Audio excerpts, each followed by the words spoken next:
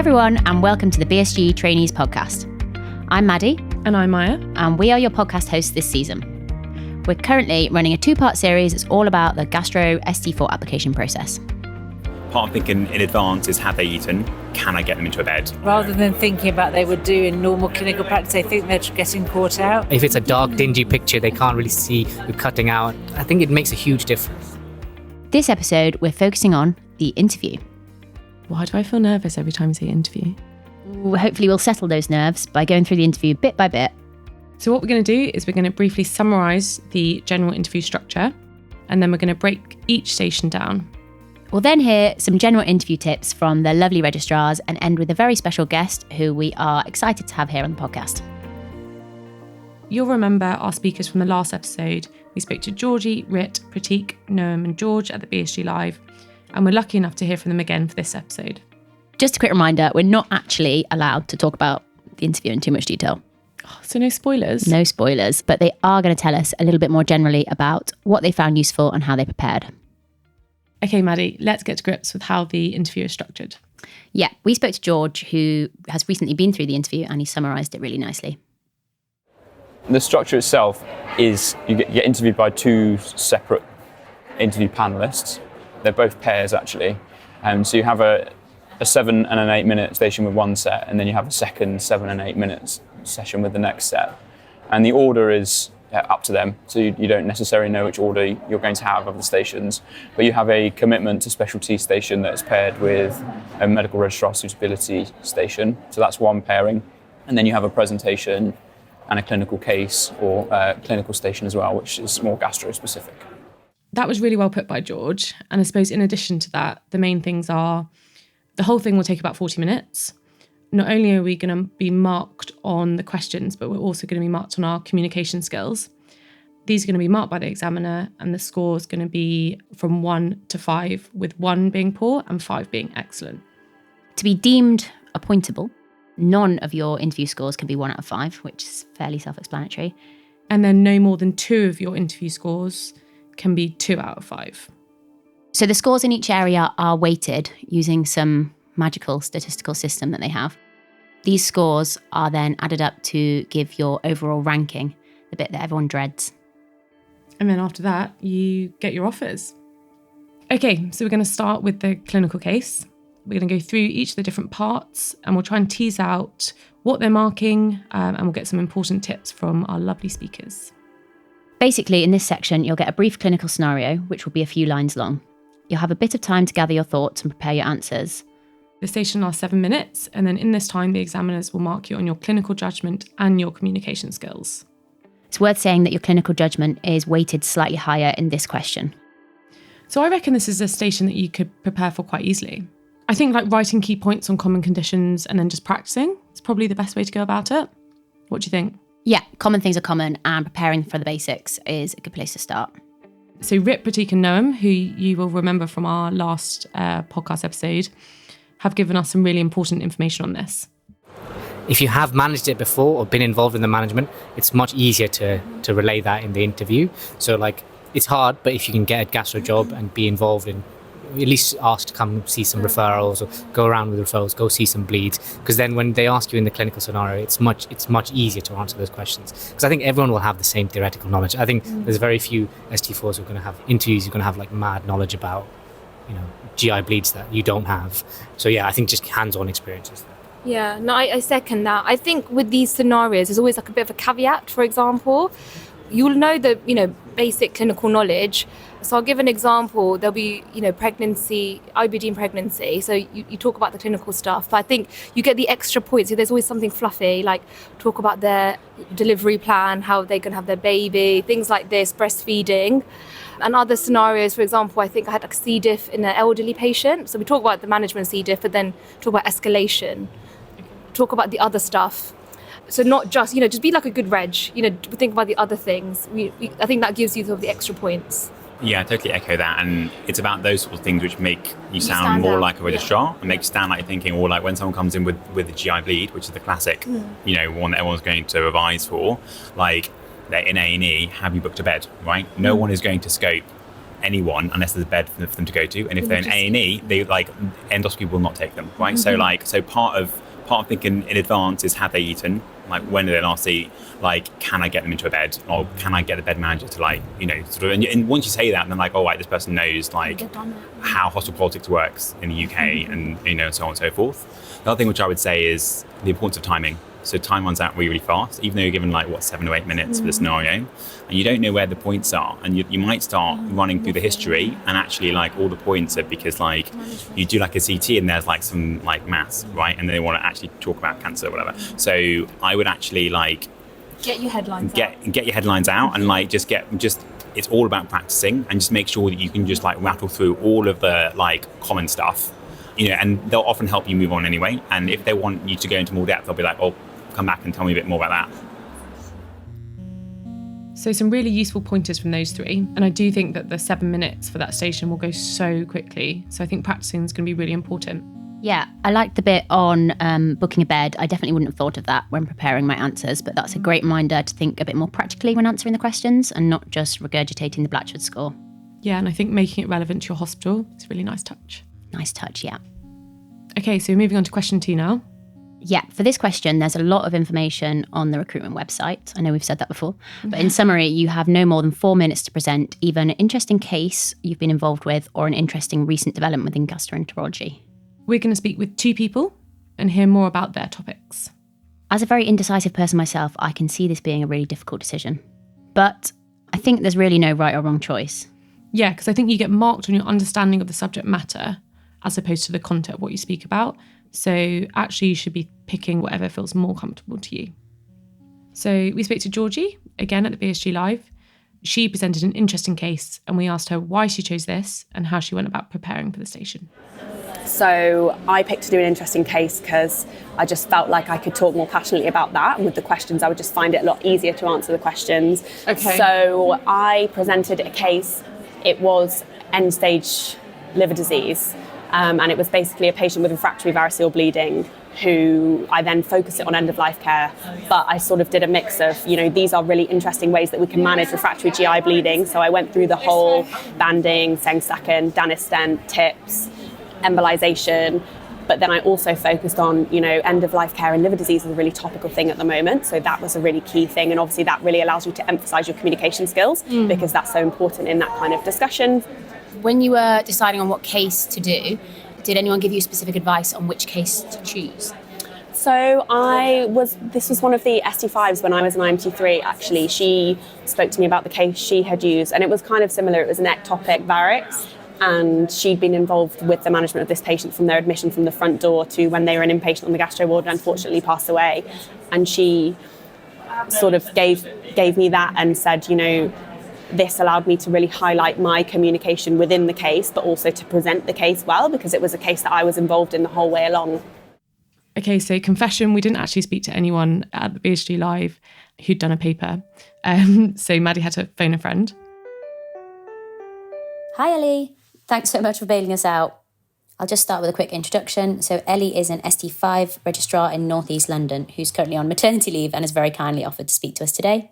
First of all, can I just ask you why you chose a paper and how you went about choosing it? So I chose to do my presentation on a recent development in gastroenterology. And instead of doing it just on a single paper, I chose a topic more broadly. So that will have included research papers, but not focused singly on one paper. The topic I chose was the role of simulation in endoscopy training. And I felt it was pretty relevant given the shape of training changes. And I realised that it was a topic that would also showcase my strengths. So I had experience within simulation and I felt that it would make me look better.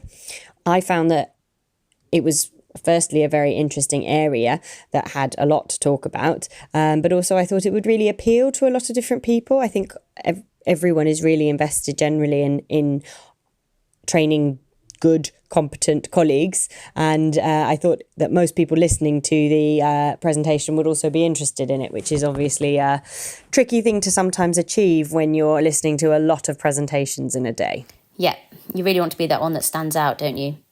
And how did you structure your answer within the time limit? I did find it difficult to structure the whole presentation within such a short time limit. And I think that might be one of the disadvantages of a topic as opposed to a smaller area such as a single paper or a single case. But the advantage of a presentation is that I had a chance to practice and cut things out if I didn't think I could fit it in or if I felt it wasn't completely relevant. I started the presentation by covering why it was relevant, how I was answering a question, and also why I picked the topic, making sure that early on I was able to showcase my strengths. I also obviously included next an outline of where the research was and also how simulation has been used. I then showed some awareness of the future in training and in the shape of training, as well as looking at the important areas in terms of the day-to-day practice in endoscopy suites. So making sure it was clear that I understood how endoscopy runs in the real life, as well as in the simulation setting, and talked about areas that were important at the moment in terms of patient safety and human factors. I also thought it was really important to make sure I rounded out the presentation and got through to the end to a summary.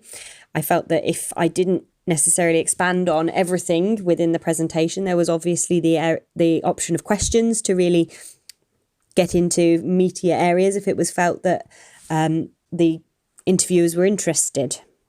Yeah, I feel like you inevitably run out of time in the real thing compared to when you practice, don't you? Can I finally ask, did anyone give you any good advice for this part of the interview? First and foremost, I would say try and find something that you are genuinely interested in. That was the best advice I got, because certainly it will shine through in your interview and it will keep people interested in your presentation if it's obvious that you're passionate about something. The second bit of advice that I got, which I thought was really helpful, was to think about the people you're presenting to. You will be presenting to people with different subspecialty interests, with personal interests. And if you can try and find a topic that you think is likely to appeal to the majority of people in gastroenterology, then is more likely to keep them interested. Given the number of interviews they might have to listen to, keeping interest is obviously a really important part of the presentation. So that's station 1 done. So it's a bit confusing because station 1 has question 1 and question 2. But we've covered those. Question 1 was the clinical case and question 2 was the presentation. So now we're moving on to station 2. So this station is split into 2 parts again. The first part is going to be the suitability and commitment to the specialty. And the second part is going to be the medical registrar section. So let's focus on the suitability and commitment section. This station is a chance for you to show off and talk about your portfolio and expand on the information you gave in the application. This will give you lots of information about ways you can demonstrate your commitment and suitability to the specialty. So when the time comes, you'll have loads to talk about in this question. Hopefully. We caught up with George and asked him what he spoke about in this section. By and large, you know roughly which topics they're going to ask you about. So they're going to ask you about your training so far, probably. They may ask you about your academic work. They may ask you about gastro-specific things that you've done. But the specifics of the questions, I think, are really up to the examiner and change every year. I was told that you have a broad question initially, usually, as an opportunity to discuss a big topic like your training so far or your experience or why you want to do gastroenterology. But I don't think that's a hard and fast rule. I guess you should prepare more broadly and think about why you want to do gastro, what experience you have, your training so far, weaknesses, strengths, all the usual topics. Okay. I prepared a reasonable length answer, or certainly a structure to an answer that I can adapt based on. And I think, as with all interview preparation, you should look at your CV and you should look at what you've achieved and think about what you want to communicate in that 7 minutes or 8 minutes that you have, and what your biggest USPs are, what your selling points are. And I think it's having that flexibility to be able to adapt a little bit to whatever question you're being asked to try and get your best qualities across while still also answering the question. And that, I guess, is the skill, isn't it? Yeah, that is a skill.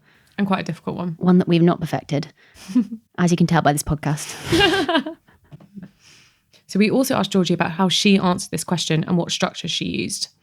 Now, I wasn't too familiar with this concept, but she alludes to the framework called CAMP, and it stands for Clinical, Academic, Management and Personal.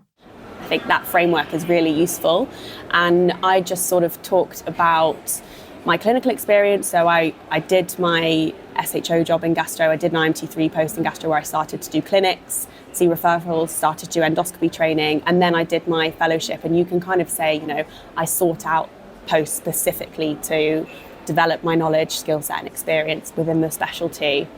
And then you can move on to kind of your academic things. And like you, I have research in kidney transplant, which is like totally unrelated. But I kind of spoke about my experience doing that, and then spoke about experience that I had within gastro, which, didn't get a publication out of it, but is still research related. So I was the associate PI for the MICA study, which is an observational study in alcoholic hepatitis. So I didn't get any publications out of that, but what I did get is kind of experience in recruiting patients for a study, consenting patients for a study, and working out kind of what you would collect. And then that can be related to, for example, a future interest in research. So you could maybe say, I did this paper in vascular, and actually I am interested in research within gastro, and I know that it's a rapidly advancing specialty, especially within kind of endoscopy or something like that. So you can say, I have these skills and I want to use them in gastro in the future, even if you don't have anything related. So I think it's sort of just like saying what you have and then saying how you can use that in gastro, or saying, for example, I'm a teaching fellow, I don't really teach on gastro that much, but I've done a couple of bedside sessions on the ward for gastro. So, you use the experience that you got as a teaching fellow previously within now smaller bedside teaching in gastro or something like that. The camp structure is definitely really useful when you get asked a question that you haven't prepared for and you're in a moment of panic. Georgie spoke a little bit about the C and the A, which is clinical and academic, but we didn't touch much on the M and P, which is management and personal. I suppose personal's a bit more straightforward. Yeah, but we're not really sure what falls under the management for commitment to specialty. So from what I've read, I think management kind of is up to you what you talk about, but it tends to mean your contribution and management within your surroundings. So I suppose you could talk about your roles in QI projects or audits, or your roles that demonstrate leadership or supervision. Often there's some overlap between the C, the A, the M, the P, so don't feel like you have to be religious and sticking to the structure, and definitely don't repeat yourself. Waste valuable time. Moving on to the next and final station, this is the medical registrar station. This is assessing your suitability to be a good medical registrar. Interestingly, the description online focuses particularly on 2 IMT curriculum points. These are managing an acute unselected take and managing an MDT, including effective discharge planning, which we know the bed managers love. So in this station, from what I've understood, they want to know about your leadership and management skills rather than assessing your clinical judgment or asking specific clinical questions. Let's get back to George at the BSG Live, where he tells us about his time on this station. He obviously prepared really well for this. That station, as it says on the website, is sort of, I think, intended to sort of measure some of the other skills about being a medical registrar other than the clinical aspects. But broadly, it's looking at handover skills. It's looking at how do you maintain safety in a hospital when it's busy. How do you manage situations where you've got lots of people waiting on the take, or it's all about communication with your bosses, with your team working skills, and it's kind of drawing lots of those together with, they ask you maybe a specific question about how you manage handover or how you manage a busy take, and you kind of have an opportunity to explain the strategies that you use to keep that safe and make sure you're meeting the training needs of your team and things. So do they give you a scenario and then say, can you work through this or something? So I didn't have a scenario. I got some targeted questions, and I think what's interesting is that you have to be able to answer broadly about what your broad strategies are, but also I tried to use some of the specifics of my local hospital. Obviously they didn't know where I worked, but I wanted to introduce some specifics about actually what I do, as well as like my broader strategy. So particularly in the discharge process, like what do we have available at my hospital that I could use specifically at this hospital versus other hospitals, and how you kind of employ those to make sure that you're discharging people safely and appropriately. So it's that kind of thing. In terms of preparing for that station, what sort of preparation did you do for that? Yeah, it's difficult, isn't it? So I think obviously as an IMT3, doing the job is part of that, and I guess reflecting a little bit on what you can do and asking, you're doing the handover and you are managing the take and you are managing busy shifts, so you have to kind of think about what you are actually doing. And then there is some helpful guidance from the Royal College of Physicians. They have actually done some small papers looking at handover safety, and you can kind of read that, and they have some tips on that, which is useful. The discharge process, as I say, is different with every hospital, and I think you kind of have to work out what your principles for discharging are and try and fit it in with your local guidance and what you have available to you. But then more broadly, I mean, characteristics of MedReg is set out in syllabuses, and it's set out in lots of documents online that you can read that are put forward by the Royal College of Physicians. So you can read all of those and get a general idea of what the hypothetical MedReg should be good at. So all of those things are easily accessible and worth a read, and I guess will help shape your actual practice. So some really mega points from George there. And I think, as he said, it's going to be really important to think about what we're actually doing as IMT3s and registrars, and then talking this through with the interviewers. To add to your ever-growing reading list, we have another link at the bottom of the podcast page, which is the Royal College of Physicians guidance. Now we have some general advice from Prateek, Writ and Noam, our favourite trio.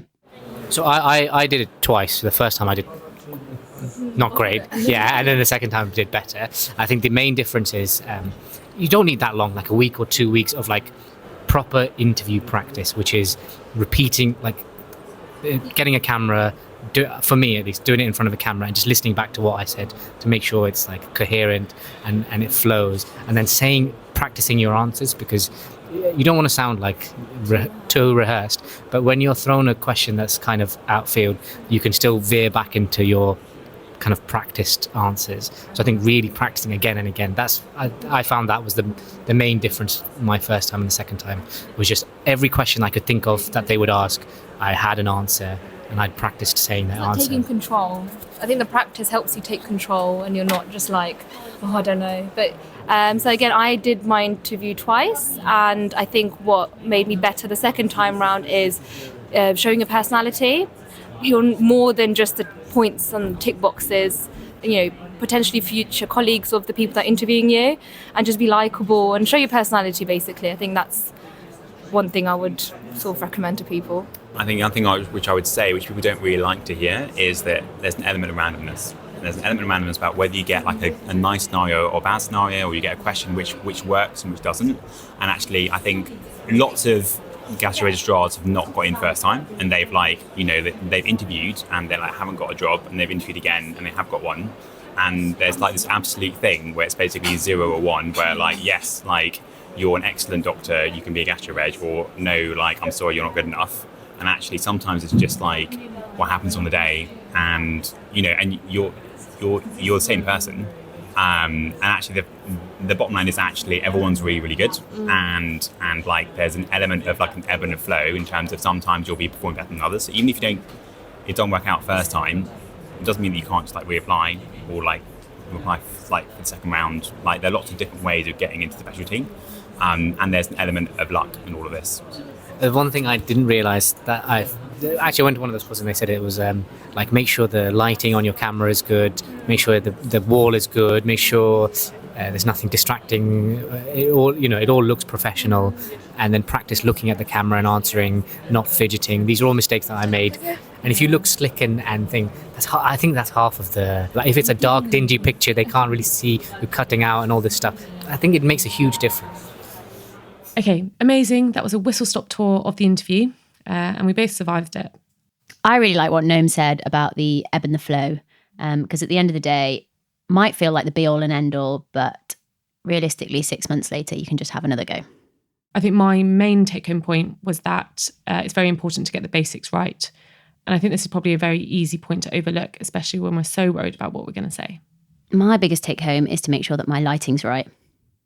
Yeah, I'm going to be spending a lot of time making sure my houseplants look good. We're now into the final bit of the podcast, and I'm very excited for this bit because we spoke to an interviewer and we got some advice from across the table. Yeah, we were really lucky to speak to Dr. Sarah Clarke. She is not only an excellent hepatologist, but also an interviewer for the ST4 registrar interviews. We spoke to her at the BSG Live, where she had just won the Dame Parveen Kumar Award. This was for her contributions to education and training, and having been lucky enough to have her as my educational supervisor, I know it's very well deserved. So we put her in the hot seat and we got the lowdowns on the do's and don'ts of interviewing. We started by asking her how candidates can come across well over Zoom. I think it's about talking clearly taking your time, just perhaps asking, just saying, just let me just think about the response for a minute, not rushing into answer. So you've ordered your thoughts. I think sometimes, certainly on the clinical scenario questions, trainees sometimes, rather than thinking about they would do in normal clinical practice, they think they're getting caught out. And I think actually the trainee just needs to think about how they would actually assess the patient as a registrar or as an IMT3, and just be sensible, do the normal sensible things.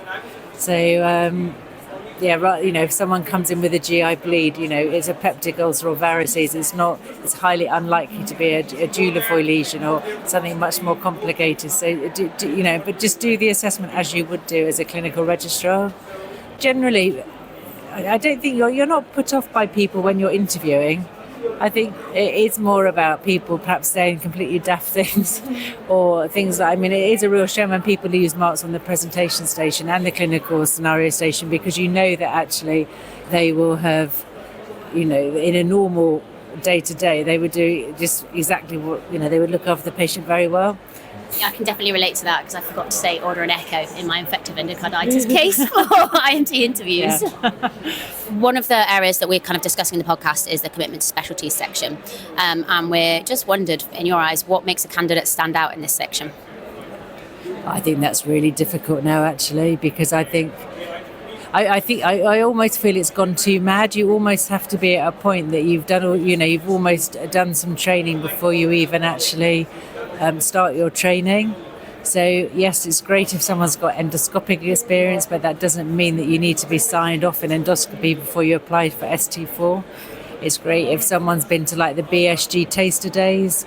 It's great if someone's perhaps had an abstract or in an area that's related to liver or GI, or done some of the Royal College evenings, the talk-ins. So there isn't a huge amount that actually differentiates trainees, because everybody just seems to do so much. I think it's actually really tough for you all, because there's this huge expectation that you'll almost have achieved so much before you even start your training. Yes, the bar has got so high and everyone has gone a bit mad. I think the training bottleneck definitely hasn't helped this. Yeah, I definitely agree. Next, we asked for her opinion on the presentation station. I think for that you can do well with either a case or a piece of research. I'm always amazed when I see people presenting who obviously haven't practiced or looked to see how long the presentation takes or thought about potential questions. I think that station you should be getting full marks out of, because it's something you prepare for. I think if you are going to be presenting a patient, it has to be someone who is really interesting. So, a patient who has decompensated chronic liver disease, I've had that presented before. We've had 2 or 3 cases back to back of that. And actually, unless there's a specific reason for presenting that, so there's a new piece of research that actually explains why you presented that case, and you can kind of combine the two, I think you have to really, there has to be a lot to talk about. And so I think just presenting a case but with not much to talk about is you will lose marks. So ideally, some really interesting research that's very topical, or again, a case but something around some new research related to the case that'll help you actually discuss it. Okay. And the questions afterwards or about the case, are they sort of prompting your clinical knowledge, or is it more... It's less about clinical knowledge, but more about showing that you're interested, you've read around the subject or the condition, you've looked at other aspects of research to see whether there's anything that's, supports the research that you've presented, or where you've described your experience, where you have a patient that you would use for that, if it was a drug-related piece of research where you could see it being used. It's probably less about clinical aspects, but more just showing that you've thought about how you could use it potentially on a sort of day-to-day, how you could use that research in your day-to-day activity. Wow, that was some really useful points from Dr. Sarah Clarke there. And I actually think it's really reassuring to hear that she is also emphasising that we just need to get the basics right and not overcomplicate things. And that's it for today's podcast. A massive thank you for everyone that spoke. You've all given us some really valuable advice. So how are you feeling, Ma? Ready for the interview? No. Yeah. But I have to say, I think speaking to everyone, it's been really reassuring. And I think, it's given us definitely a really good idea about how to approach each station. Yeah, I can now hear the word interview without getting cold sweats. If you have enjoyed today's podcast, then please rate us on Apple Podcasts or comment on Spotify. And please share with your friends if they're interested.